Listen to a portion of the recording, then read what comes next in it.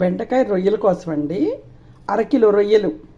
బెండకాయలు కూడా మీరు అరకిలో పైన తీసుకోవచ్చండి. నేను ఆల్రెడీ కట్ చేశాను, మీకు ఊరికి గుర్తు కోసం చూపిస్తున్నాను. నేను అరకిలో పైన బెండకాయలు తీసుకోవాలి.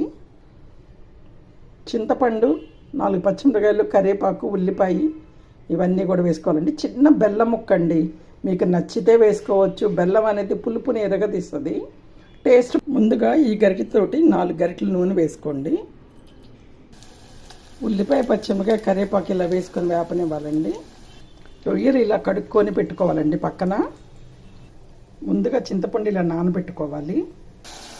ఉల్లిపాయ వేగిన తర్వాత ఇట్లా రొయ్యలు దాంట్లో వేసేసుకోవాలండి. ఉప్పు, పసుపు వేసి కడిగిన రొయ్యలండి, మంచిగా నీసు వాసన లేకుండా ఉంటుంది. ఇట్లా ఉల్లిపాయ వేగిన తర్వాత వేసుకోవాలి.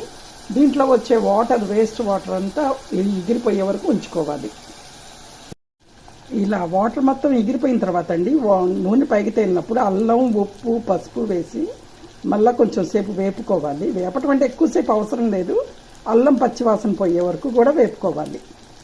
మీ ఉప్పు, కారం అనేది మీకు సరిపడా వేసుకోండి. నేనైతే ఉప్పు, కారాలు తక్కువ వేస్తాను. అల్లం వేగిన తర్వాత అండి బెండకాయ ముక్కలు వేసుకొని అది కొంచెం మగ్గిన తర్వాత కారం వేసుకోవాలి. చింతపండు పులుసు అండి, ఇందాక మనం నానబెట్టుకొని పిసుకొని పక్కన పెట్టుకోవాలి. ఇప్పుడు ఇది రొయ్యల్లో వేసేసేయాలి.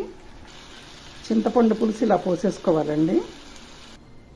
వాటర్ ఇలా పోసుకోవాలండి. మరీ ఎక్కువ నీళ్ళగా ఉంటే టేస్ట్ రాదండి ఏది కూడా. బెల్లం అండి, మీకు ఇందాక చూపించిన బెల్లం కూడా వేసాను. దీన్ని మగ్గనిద్దాము లైట్గా, ముక్క మెత్తబడే వరకు కూడా. రొయ్యలు బెండకాయ కూర రెడీ అయిపోయిందండి. ఇలా బుడగలు వచ్చేటప్పుడు ఆఫ్ చేసేసుకోండి. కొత్తిమీర చల్లుకొని ఆఫ్ చేసుకోండి. బెండకాయ రొయ్యల కూర రెడీ అయిపోయిందండి. కూర ఎప్పుడు కూడా మీరు మీడియంలో పెట్టి వండుకుంటేనే చాలా టేస్ట్ వస్తుందండి. హైలో పెడితే పచ్చి పచ్చిగా ఉండి మనకి టేస్ట్ రాదు. ప్లీజ్ సబ్స్క్రైబ్ చేసుకోండి.